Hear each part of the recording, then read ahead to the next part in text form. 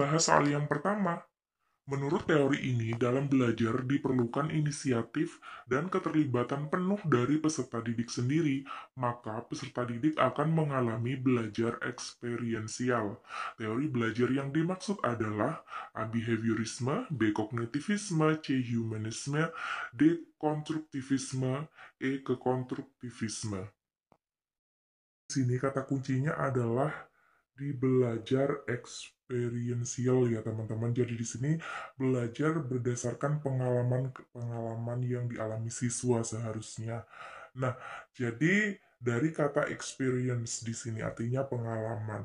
Nah, itu masuk kepada teori belajar yang humanisme ya teman-teman atau humanistik.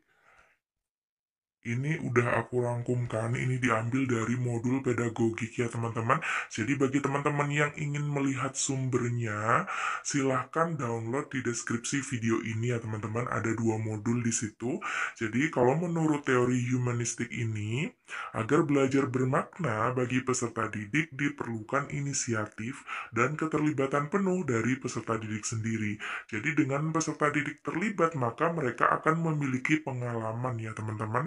Karena di sini dikatakan bahwa experiential learning itu merupakan sebuah proses pembelajaran di mana para pembelajar menggabungkan pengetahuan, keterampilan, dan nilai melalui pengalaman-pengalaman langsung.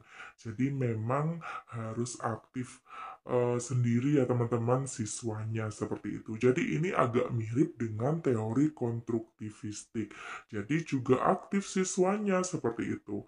Nah, bedanya adalah di sini kalau yang diomongin adalah pengalaman, maka itu lebih kepada humanistik ya teman-teman. Sebenarnya ada kata kunci lainnya untuk soal-soal mengenai teori humanistik. Nah, di sini aku udah rangkumkan.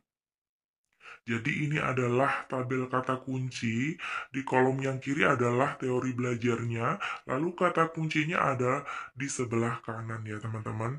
Nah, dari konstruktivisme dahulu, jadi berasal dari kata konstruk ya teman-teman, konstruksi, bangunan, membangun, membentuk. Jadi siswa itu aktif membangun pengetahuannya sendiri, membentuk pengetahuannya sendiri, mencoba-coba, dan lain sebagainya. Jadi siswanya itu aktif berpikir, lebih aktif seperti itu siswanya ya teman-teman. Lalu biasanya itu kalau implementasi dalam pembelajaran, biasanya dengan penggunaan sosial media. Nah, mengapa penggunaan sosial media ini lebih identik kepada konstruktivisme? Karena dengan sosial media siswa itu dapat mencari sendiri kebutuhan belajarnya ya teman-teman. Jadi kalau penggunaan sosial media itu lebih kepada konstruktivisme. Jadi selanjutnya adalah kata kuncinya terkadang kalau di soal itu ada kata trial error, juga ada kata mencoba-coba ya teman-teman. Itu biasanya kata kunci teori belajar konstruktivisme di beberapa soal pedagogik. Teori belajar selanjutnya adalah teori belajar behaviorisme atau behavioristik ya teman-teman. Jadi agak banyak di situ kata kuncinya. Jadi pada umumnya biasanya kalau teori belajar behaviorisme itu kata kuncinya kalau di soal pedagogik itu ada stimulus atau respon ya teman-teman. Juga kadang penguatan positif dan negatif. Jadi positif reinforcement dan juga negatif reinforcement. Juga ada perubahan perilaku, jadi mementingkan perubahan perilaku dan gurunya yang lebih aktif dan daripada siswanya seperti itu, berbeda dengan teori belajar konstruktivisme dan juga humanistik tadi. Jadi kalau di behaviorisme ini gurunya yang lebih aktif. Nah, contohnya penggunaan PowerPoint dan juga multimedia. Mengapa? Karena biasanya kan PowerPoint itu sifatnya untuk menarik perhatian siswa. Jadi gurunya membuat PPT semenarik mungkin sebagai stimulus kepada siswa untuk mendapatkan respon yang diinginkan. Jadi kalau misalnya pembelajaran tentang hewan nih ya teman-teman. Jadi guru akan membuat PPT semenarik mungkin tentang hewan-hewan. Nah, itu fungsinya adalah sebagai stimulus bagi siswa untuk tertarik seperti itu, sehingga akan diharapkan respon yang diinginkan atau diharapkan oleh guru seperti itu ya teman-teman. Siswa lebih mengerti, lebih tertarik, lalu juga mudah dalam menangkap pembelajaran dan lain sebagainya. Nah, itu mengapa penggunaan PowerPoint dan juga multimedia itu lebih kepada yang behaviorisme. Lalu juga yang keempat, mementingkan hasil daripada proses belajarnya. Jadi perubahan perilaku tadi berbeda dengan teori belajar kognitivisme. Jadi, kalau behaviorisme itu mementingkan hasil daripada proses, kalau kognitivisme itu lebih mementingkan proses daripada hasilnya. Jadi prosesnya dihargai, tidak hanya memandang hasilnya atau tidak sekedar perubahan perilaku. Nah, karena teori belajar kognitivisme ini melibatkan proses berpikir yang sangat kompleks. Jadi pengetahuan baru bisa terkait dengan pengetahuan lama yang sudah ada dalam struktur kognitif. Nah, ini biasanya kata kunci untuk soal-soal pedagogik dalam teori belajar kognitivisme. Selanjutnya adalah humanisme atau humanistik, sama di soal pertama tadi ya teman-teman. Jadi selain experiential learning itu ada banyak ya teman-teman. Kadang di situ menyebutkan bahwa guru memberi kesadaran akan makna kehidupan, itu juga masuk kepada teori belajar humanisme. Lalu juga memahami perilaku belajar dari sudut pandang pelaku, bukan dari sudut pandang pengamat. Selanjutnya juga memanusiakan manusia, aktualisasi diri, dan realisasi diri. Itu adalah kata kunci untuk teori belajar humanisme. Nah, nanti kita langsung terjun ke soal pedagogiknya ya teman-teman. Nah, yang terakhir teori belajarnya adalah sibernetik.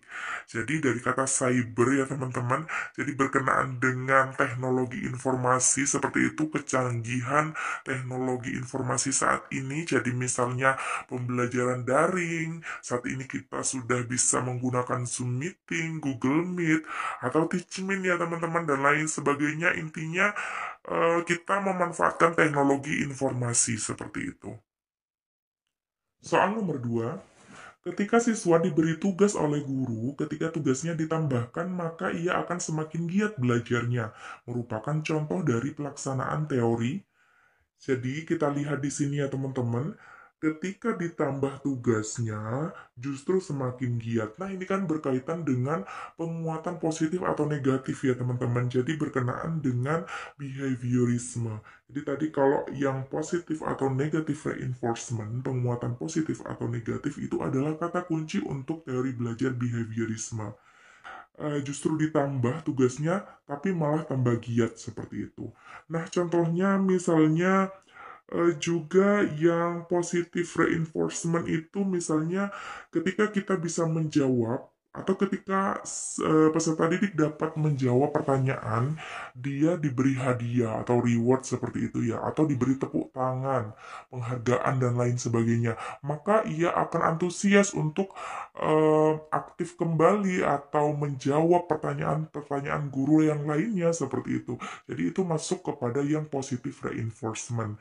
Yang negatif itu contohnya misalnya anak A ini sering telat ke sekolah.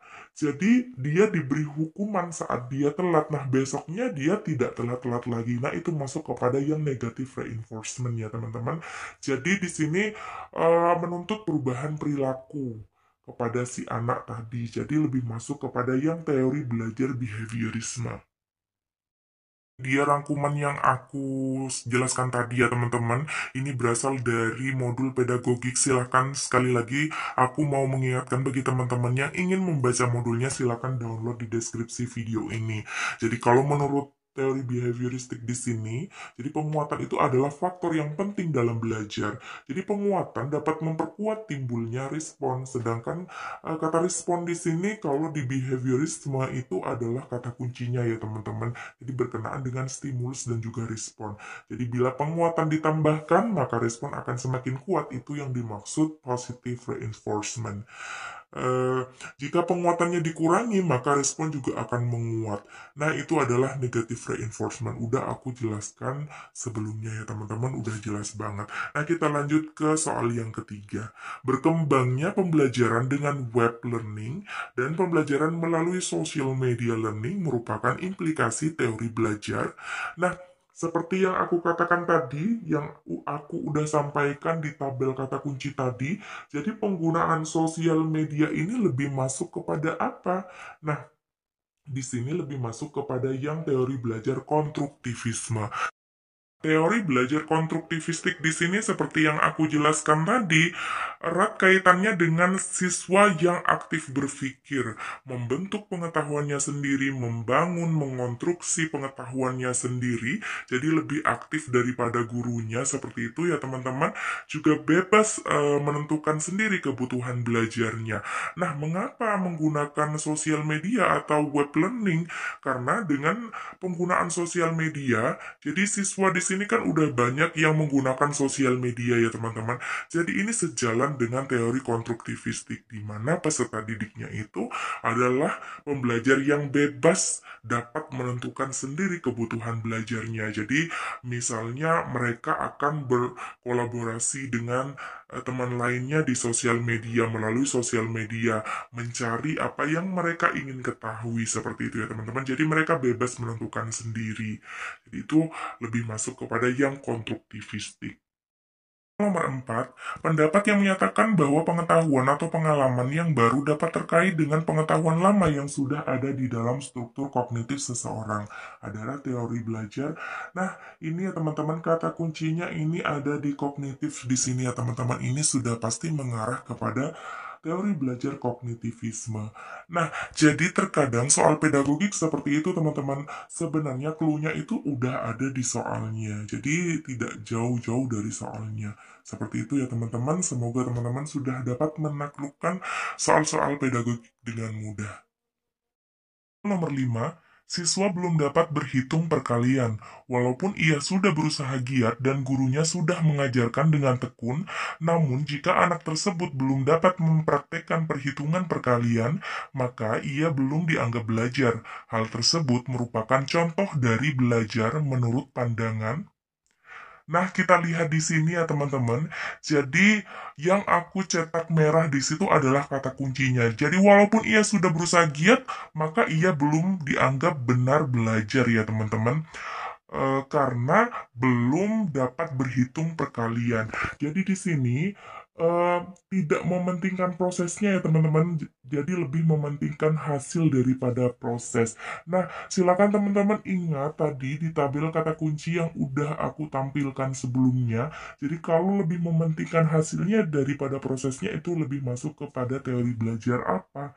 Nah, itu lebih masuk kepada teori belajar behavioristik ya teman-teman. Jadi lebih kepada perubahan perilakunya. Jadi lebih mementingkan hasilnya daripada prosesnya. Kita lihat di sini kembali ya teman-teman, aku tampilkan kembali tabel kata kuncinya. Jadi fokus kepada teori belajar behavioristik di situ.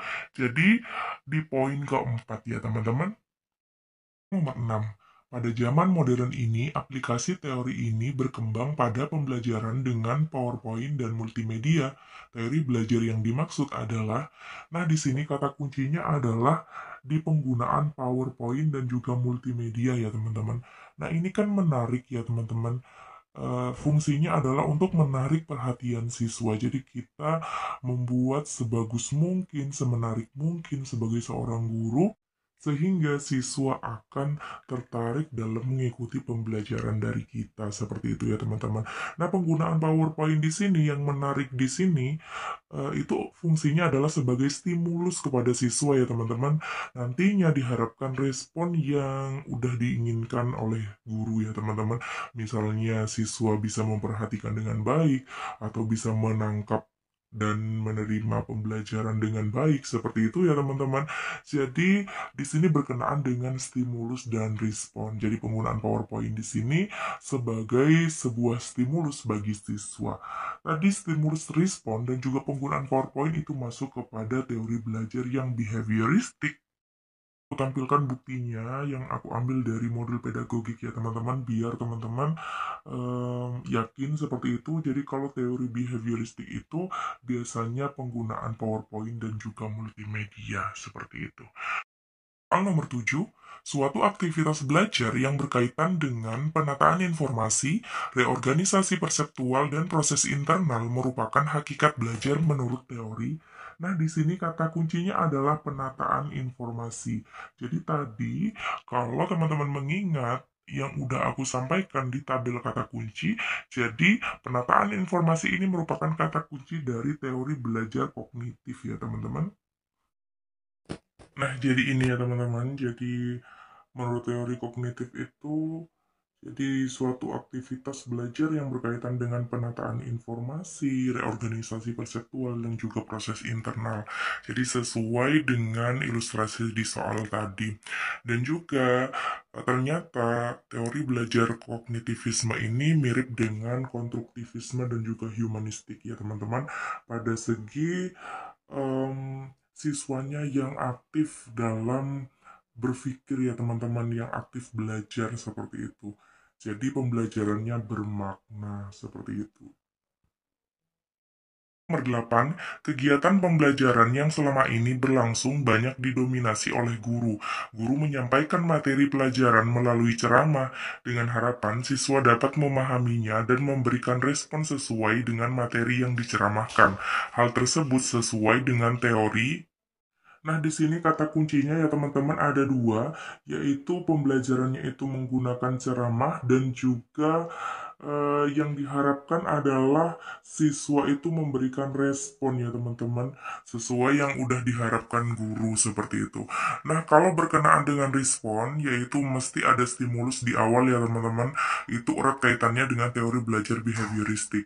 Dan juga dalam pemberian ceramah di sini, jadi pembelajaran konvensional masih tradisional ya teman-teman. Jadi gurunya yang lebih aktif daripada siswanya. Jadi kalau gurunya yang lebih aktif daripada siswanya itu lebih masuk kepada yang teori belajar behavioristik. Karena berbeda dengan teori belajar konstruktivisme dan juga kognitivisme dan juga humanistik tadi yang lebih menekankan siswanya yang aktif dalam belajar ya teman-teman daripada gurunya seperti itu. Karena kalau ceramah kan gurunya yang aktif memberikan pembelajaran ya teman-teman, sedangkan siswanya hanya mendengarkan saja, harapkan hanya memberikan respon yang diinginkan ya teman-teman, sesuai yang diinginkan guru seperti itu saja. Nah, itu masuk kepada yang behavioristik. Nomor 9, pada masa kini siswa dituntut untuk dapat belajar setiap saat dan bisa terjadi dimanapun. Hal ini terjadi karena kemajuan teknologi yang memungkinkan belajar jarak jauh dalam jaringan atau online. Pernyataan di atas sejalan dengan teori belajar. Nah, di sini kata kuncinya adalah penggunaan teknologi ya teman-teman. Jadi kemajuan teknologi itu, lalu juga penggunaan jaringan ya teman-teman, jaringan internet seperti itu. Jadi misalnya kalau dalam pembelajaran daring seperti pada masa pandemi seperti ini ya teman-teman, maka kita masih tetap bisa mengadakan pembelajaran ya teman-teman, yaitu memanfaatkan IT. Ini sejalan dengan teori belajar sibernetik ya teman-teman. Nah, ini juga udah aku rangkumkan di tabel kata kunci di awal tadi. Sedangkan kalau di sini aku ambilkan dari modul pedagogik ya teman-teman. Jadi kalau penerapan IT pada zaman modern ini, lalu juga berkenaan dengan aplikasi-aplikasi pembelajaran daring seperti video call, Skype, Zoom Meeting, Google Meet, Teachmeet, dan lain sebagainya, itu sejalan dengan teori belajar sibernetik. Contoh gambarnya ya teman-teman, jadi implementasi teori sibernetik dalam proses pembelajaran ini adalah dengan menggunakan monitor langsung atau video call atau dengan menggunakan aplikasi Skype. Jadi contohnya seperti itu. Jadi memungkinkan kita belajar jarak jauh seperti itu, merdeka belajar misalnya ya teman-teman. Jadi kita belajarnya melalui LMS seperti itu ya teman-teman. Jadi tidak harus bertemu langsung. Itu masuk kepada teori belajar sibernetik. Nah, ini udah aku rangkumkan perbedaan antara ketiganya ya teman-teman, karena ketiga-tiganya ini ada penerapan IT di situ sebenarnya ya teman-teman. Namun kalau penerapan IT secara umum atau aplikasinya itu berkenaan dengan pembelajaran daring, jadi kita bisa tetap melakukan tatap muka walaupun berjauhan dengan menggunakan aplikasi Skype, Kuiper, video call, Zoom Meeting, Google Meet atau Teachmeet ya teman-teman, itu lebih masuk kepada yang teori belajar sibernetik. Nah, biasanya ini berkenaan dengan belajar pengolahan informasi. Kalau behavioristik itu aplikasi yang digunakan itu hanya PowerPoint dan multimedia karena dua ini bisa menarik perhatian siswa ya teman-teman, sangat menyenangkan seperti itu. Jadi sebagai stimulus untuk siswa sehingga dapat memberikan respon sesuai yang diharapkan seperti itu ya teman-teman. Jadi kalau konstruktivistik itu biasanya lebih kepada yang web learning dan social media learning seperti yang udah aku sering sebutkan sebelumnya. Jadi kalau dengan menggunakan sosial media, siswa itu akan mudah berkolaborasi dengan siswa lainnya dan juga mencari menemukan sendiri apa yang akan mereka pelajari seperti itu ya teman-teman melalui sosial media. Itu masuk kepada konstruktivistik karena siswanya lebih aktif seperti itu ya teman-teman. Jadi ini adalah perbedaan ketiganya. Jadi sebenarnya semuanya juga menggunakan teknologi informasi, namun kalau sudah masuk kepada aplikasi-aplikasinya, maka akan berbeda ya teman-teman. Soal nomor 10, nah ini adalah soal pedagogik yang sering banget keluar ya teman-teman. Di dalam proses pembelajaran, para siswa dihadapkan dengan situasi di mana ia bebas untuk mengumpulkan data, membuat dugaan atau hipotesis, mencoba-coba, trial dan error, mencari dan menemukan keteraturan pola, menggeneralisasi atau menyusun rumus beserta bentuk umum membuktikan benar tidaknya dugaan itu. Hal ini merupakan penerapan teori belajar. Nah, di sini kita lihat ya teman-teman, siswanya mencoba-coba, jadi aktif banget dari kegiatan mengumpulkan data, membuat dugaan, mencari, menemukan, menggeneralisasi, dan lain sebagainya, hingga membuktikan benar tidaknya ya teman-teman. Ini siswanya aktif berpikir, jadi mencoba-coba ya teman-teman. Ini masuk kepada yang konstruktivisme ya teman-teman. Ini udah aku sampaikan sebelumnya, tabel kata kuncinya. Nah, kita lanjut soal selanjutnya ya teman-teman. Soal nomor 11 ini juga sering banget keluar. Teori ini memandang belajar sebagai hasil dari pembentukan hubungan antara rangsangan dari luar, stimulus dan balasan dari siswa atau respon yang dapat diamati. Semakin sering hubungan antara rangsangan dan balasan terjadi, maka akan semakin kuat hubungan keduanya. Law of exercise, teori belajar yang dimaksud adalah, nah di sini kata kuncinya ada stimulus dan juga respon ya teman-teman. Nah, stimulus dan respon ini masuk kepada teori belajar behavioristik atau behaviorisme. 12. Menurut teori ini, peranan guru dalam pembelajaran adalah sebagai fasilitator dan motivator, dan memberikan kesadaran mengenai makna kehidupan pada siswa. Teori belajar ini berusaha memahami perilaku belajar dari sudut pandang pelakunya, bukan dari sudut pandang pengamatnya. Teori belajar ini adalah, nah di sini kata kuncinya ya teman-teman, seperti yang aku udah sampaikan di tabel kata kunci. Jadi, guru memberikan kesadaran mengenai makna kehidupan kepada siswa dan juga dari sudut pandang pelaku, bukan pengamat. Nah, di sini masuk kepada yang humanistik atau humanisme ya, teman-teman. Ya, silahkan dicatat. Ini udah aku rangkumkan. Nah, bagi teman-teman yang mau ikut tryout ya teman-teman, silahkan isi form pendaftaran tryout di deskripsi video ini. Silahkan dicek ya teman-teman. Jadi 100 soal. Terdiri dari soal deret, ada juga figural, dan juga pedagogik ya teman-teman. Ada penalaran logis, dan juga analitis, dan juga aritmetika ya teman-teman. Jadi lengkap seperti itu. Nah, ini untuk umum. Jadi semua jenjang, semua bisa mengikuti tryoutnya ya teman-teman, silakan dicoba. Biasa di akhir video ada kuis, jadi kuisnya adalah guru tidak mentransfer pengetahuan yang telah dimilikinya, melainkan membantu peserta didik untuk membentuk pengetahuannya sendiri dan dituntut untuk lebih memahami jalan pikiran atau cara pandang peserta didik dalam belajar sejalan dengan teori belajar. A. Humanistik, B. Konstruktivisme, C. Kognitivisme, D. Nativisme. Nah, silakan teman-teman mencoba menjawab di kolom komentar ya teman-teman, nanti jawaban yang udah betul akan aku semat.